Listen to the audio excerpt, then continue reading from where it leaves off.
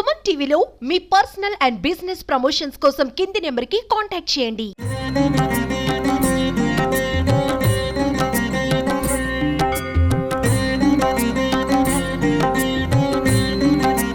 Suman TV, నేను మీ anchor Ganesh. ఈ రోజు మనం దేవాలయ సందర్శనం కార్యక్రమంలో ఈ రోజు మనం దర్శించుకునే దేవాలయం జగన్నాథ్ గట్టు మీద వెలిసిన మన శివయ్య దర్శనానికి వెళ్తున్నాం. లోపలికి వెళ్ళి మనం ప్రాంగణంలో వాతావరణం వెళ్ళనుగా అలాగే చాలా మంది భక్తాదులు ఇక్కడ విచ్చేస్తుంటారు.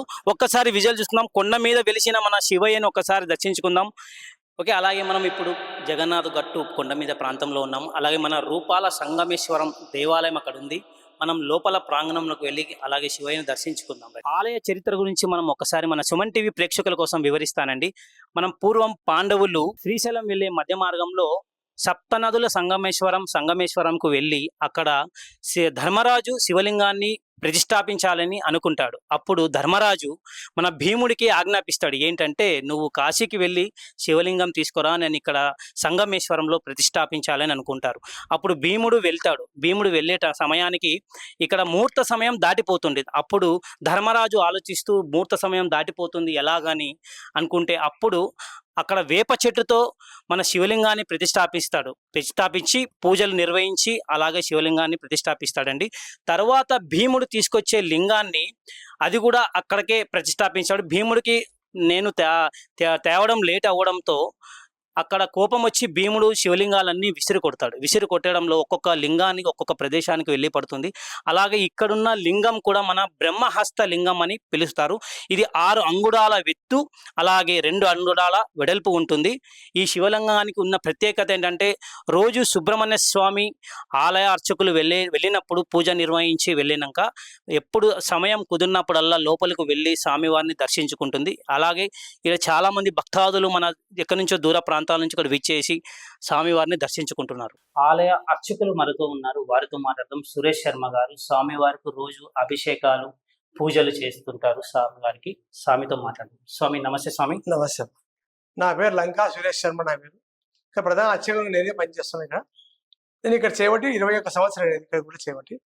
ఈ దేవాలయం వచ్చేసి సంగమేశ్వర టెంపుల్. ఆత్మకూరు మన 70 కిలోమీటర్ దగ్గర ఉన్న సంగమేశ్వర టెంపుల్ ఇది. ఈ సంగమేశ్వర టెంపుల్ వచ్చేసి శ్రీశైలం డ్యామ్ బ్యాక్ వాటర్ ముంపు కలిగినప్పుడు ప్రతి ఒక్క రాయి నెంబరింగ్ వేసుకొని తీసుకొచ్చి ఇక్కడ షిఫ్ట్ చేశారు దేవాలయాన్ని. ఇది వచ్చి 8వ శతాబ్ది దేవాలయం. చాళుక్యాస్ నిర్మాణం చేశారు ఈ దేవాలయాన్ని.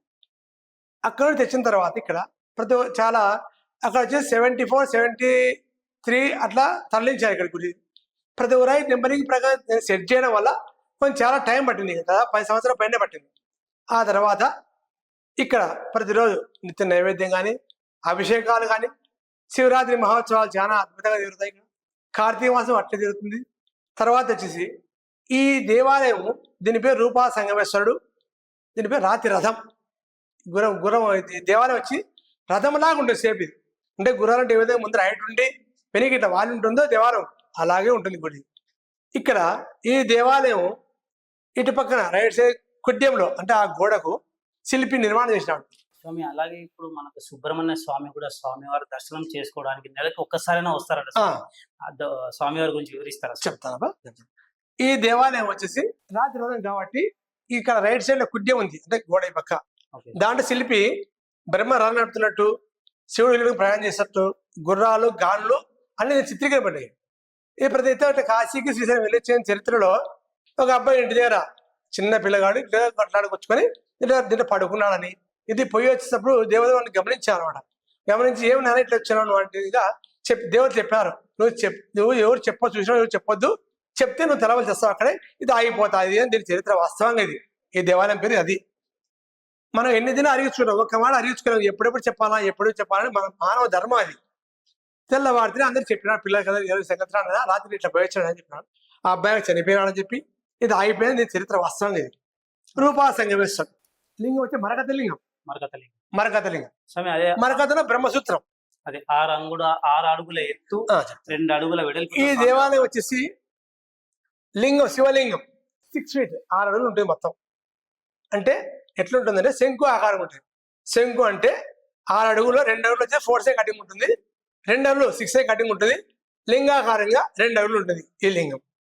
పానమట్టం 3 పీసులు. పానమట్టం స్టెప్ బై స్టెప్ 3 పీసులు ఉంటుంది. కింద వచ్చే 4 సై కటింగ్ ఉంటుంది, మధ్యలో 6 అడుగులు 6 సై కటింగ్ ఉంటుంది, లింగాకారంగా 2 అడుగులు ఉంటుంది. మొత్తం వచ్చేసి 4 అడుగులు లింగ పానివటం. ఈ చరిత్ర ఇటువంటిది. ఈ దేవాలయం మనం ఇచ్చే హారతి కానీ మనం కానీ రిఫ్లెక్షన్ కనబడతాం శివలింగంలో. అందుకు రూపా సంగమేశ్వర పేరు వచ్చింది. అలాగే ఇప్పుడు మనకు సుబ్రహ్మణ్య స్వామి కూడా అప్పుడప్పుడు స్వామి వారిని దర్శించుకోవడానికి వస్తుంటారని చెప్పారు. నెలలో ఒక్కసారైనా వస్తారని చెప్పారు స్వామి గురించి వివరిస్తారా స్వామి? ఇక్కడ వచ్చేసి నెల కానీ 2 నెలలు కానీ ఒకసారి ఖచ్చితంగా గర్భగుడిలో అది ప్రతినిత్యం వచ్చిపోతుంటది, కానీ అది మనకు కనపడేది ఎప్పుడో కనపడేది. మేము దేవుని పైన పూలు దండ వేసినప్పుడు కానీ దండ కింద ఉంటాయి పొద్దున కల్లా, మనం వస్తే అక్కడ ఉండదు. అది గంట కొట్టి వెళ్ళిపోవా ఆ తూము ఉంది, అక్కడ నీళ్ళ వారి తూములో వెళ్ళిపోతుంది, ఇక్కడ కిటికీ కూడా ఉంటే వెళ్ళిపోతుంది. అది చాలా బాగా పెద్దగా ఉంటుంది, నాకు బాగుంటుంది. అది మేము దాన్ని ఏమనము, అది మమ్మల్ని ఏమనలేదు, ఇప్పుడు దాకా ఏమనలేదు. దేవుని దగ్గర కాపాడుకుంటూ వస్తుంది అనేది. కానీ శంకరుడు అద్భుతమైన పవర్. మరకతలింగంలో బ్రహ్మసూత్రం ఉండే శివలింగాలు చాలా రేరు ఉంటాయి, చాలా తక్కువ ఉంటాయి.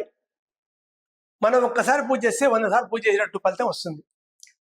స్వామి అప్పట్లో పాండవులు చరిత్ర చెప్పినట్టు స్వామి మనకు అక్కడ వేప చెట్టుతో శివలింగం పూజించి ఆ శివలింగం గుడికి తెచ్చారని చెప్పి చరిత్ర ఉంది. ఆ శివలింగం ప్రజెంట్ గా అక్కడే ఉంది, మెయిన్ టెంపుల్ అది.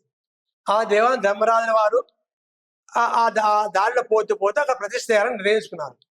నిర్ణయించుకున్న తర్వాత భీముడిని కాశీ పంపించారు శివలింగాలు తీసుకురామని. పంపిస్తే అప్పుడు ఏమైందంటే అక్కడ దండి కనపడినప్పుడు ఏది తీసుకోవాలో ఆయనకు అర్థం కాలేదు పాపం. అప్పుడు ఒక 5 లింగా ఎత్తుకొచ్చాడు. అక్కడ ఎత్తుకొచ్చే టైంలో ఇక్కడ ముహూర్త టైం దాటిపోతుందనే ఉద్దేశంతో పాండవులు ధర్మరాజుల వారు ఒక వేప చెట్టుని నరికి దాని మొద్దుని తీసుకొచ్చి ప్రతిష్ఠ చేశారు. ఆ తర్వాత ఆయన తీసుకుని వచ్చినాడు. తెచ్చిన తర్వాత ఆయన కోపం వచ్చింది భీమునికి, నేను అంత కష్టపడి తీసుకుని ఇక్కడ ప్రతిష్ఠ అయిపోయింది ఈ కార్యక్రమానికి. కానీ ఆ మహానుభావుడు కొన్ని చోట్ల విసిరి పడేసినాడు. అక్కడ పంచలింగాలని కొన్ని గ్రామాలు ఉన్నాయి. పంచలింగాలు ఆ గ్రామాల్లో పడినాయి ఆ శివలింగాలు అక్కడ. ధన్యవాదాలు స్వామి, మనం ఈ ఆలయ విశిష్టత చెప్పినందుకు చాలా ధన్యవాదాలు. మీరు రావడం కూడా మీకు పుణ్యం వచ్చినట్లే. అదే అటువంటి పవర్ అటువంటిది. మహానుభావులు వాళ్ళు ఇప్పుడు ఒక రాయి చెక్కాలంటే ఎంత కష్టం, అంత కష్టపడాలి. అంత విలువైన దేవాలయం అంటే గుర్తింపు లేదు అంతే జనాలకి. అందుకని కొండపోయినందుకు రానిపోయి ట్రాన్స్పోర్ట్ కష్టంగా ఉన్నందుకు. అవును సార్, దాదాపు కర్నూలు నుంచి మనకు 10 కిలోమీటర్ల దూరం ప్రాంతంలో ఈ కొండ మీద ఈ స్వామివారు కొలువై ఉన్నారు. ఈ మన సుమన్ టీవీ నుంచి మనకు స్వామివారి దర్శనం ప్రజలకంతా దక్కుతుంది స్వామి. సంతోషం, ప్రత్యేకమైన ధన్యవాదాలు ఫ్రమ్ సుమన్ టీవీ. ఓం నమః శివాయ. మనతో పాటు చాలా మంది భక్తులు కూడా ఉన్నారు ఇక్కడ, స్టూడెంట్స్. వారితో మనం యువర్ నేమ్ మా? వీరేష్. మీ పేరు బాబు? తేజస్వర్. ఓకే, ఎక్కడ ఉంటారు మీరు? కర్నూలులో పుల్లారెడ్డి కాలేజ్ చదువుతుంటాను. Okay, Pullareddy college students. అలాగే ఇక్కడ స్వామి టెంపుల్ దగ్గర ఉంటుందని దర్శించుకోవడానికి వచ్చారా? ఓకే, స్వామివారిని లోపల చూసారా? ఎలా ఉంది స్వామివారు? చూసాము. శివుడు అనే పవర్ఫుల్ గాడ్ ఇక్కడ. ఆయన ఎప్పుడు దర్శించుకోవడానికి వస్తుంటాం, వీక్లో 2 times 3 times బాగానే దర్శించుకొని వెళ్తుంటాం. ఓకే, చూశారు కదండి, మనం లోపల ఆలయ అర్చకులు చెప్పిన విధంగా చాలా మంది భక్తాదులు ఇక్కడ విచ్చేసి స్వామివారిని దర్శించుకుంటారు.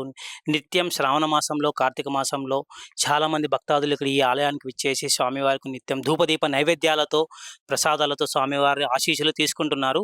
ఇదండి మన దేవాలయ సందర్శన కార్యక్రమంలో ఈరోజు మనం దర్శించుకున్న దేవాలయం. చూశారు కదా, రూపాల సంగమేశ్వరం నుంచి తరలించబడిన ఈ ఆలయం శ్రీశైలం బ్యాక్ వాటర్ రావడంతో అక్కడి నుంచి ఇక్కడికి తరలించబడింది. అలాగే 8వ శతాబ్దం చెందిన ఈ ఆలయం చాలా ప్రసిద్ధిగాంచినది మన కర్నూలు జిల్లాలో ఉంది. మన బి తాండ్రపాడులోని పైన ఈ కొండ ప్రాంతంలో ఈ ఆలయం నిర్మించబడిందండి.